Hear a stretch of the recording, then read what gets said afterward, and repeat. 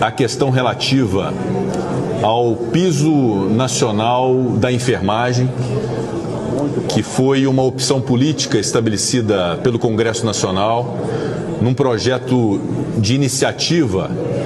e de origem do Senado Federal, da lavra do senador Fabiano Contarato, aprovado no Senado, aprovado na Câmara dos Deputados, sancionado pelo presidente da República. Depois, votamos duas propostas de emenda à Constituição, uma primeira importante para sanar vícios de constitucionalidade em relação ao projeto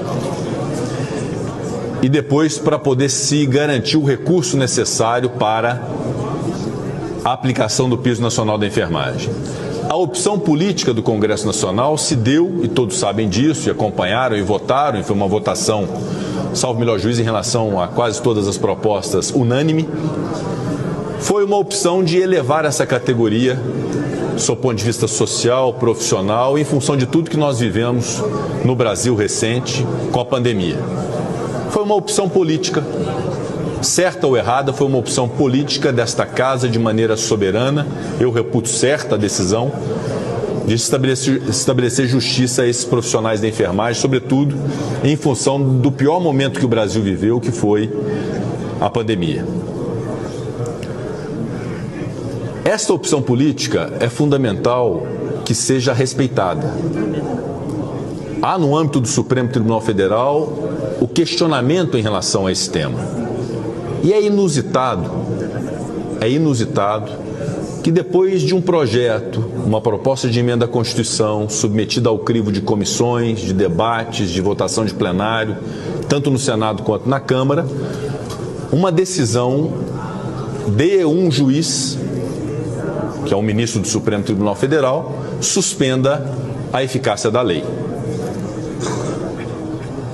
E é inusitado também que se queira inovar com instrumentos, com mecanismos, com dispositivos que não foram contemplados na concepção feita pelo Congresso Nacional. Evidentemente que eu não retiro